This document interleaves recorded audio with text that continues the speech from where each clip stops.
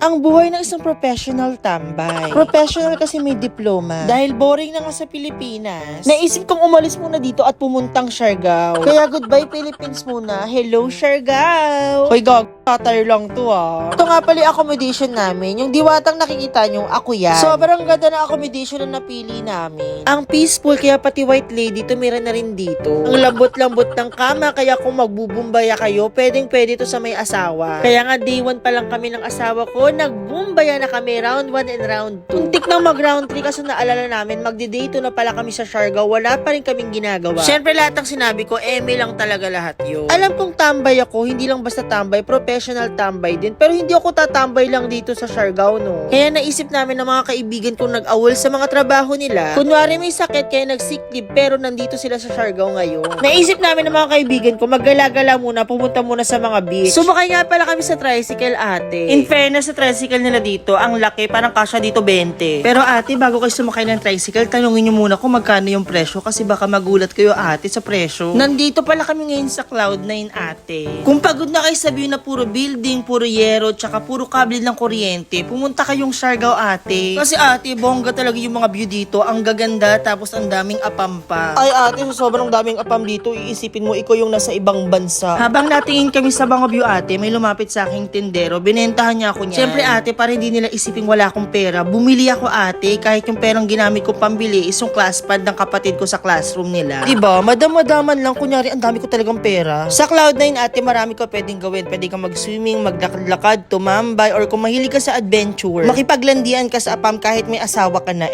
Siyempre na charot lang yun. Kung mahilig ka sa adventure, mag-surfing ka ate. Bukod sa mag-e-enjoy ka ate sa pagsisurf mo, mag-e-enjoy ka rin sa view mo kasi ate, ang daming poging Koreano, apam, halo-halo na sila dito. Okay, outfit check muna tayo. Disney princess lang yung atake. Nag-Siargao tapos nag-dress. Diba? Main character lang ang atake. Okay ate, sila pala yung mga kaibigan ko nag-sick leave kahit mag-Siargao lang naman. In fairness sa kanila, nag-enjoy naman talaga sila. Sabi nila wag ko daw i-upload daw. Sabi ko, hindi pwede, laglagan na to. Tsaka ate, sobrang linaw ng tubig dito ate. Mas malinaw pa to sa kinabukasan ko. Pero parang nakikita ko na yung kinabukasan ko ate kasi may nag-propose.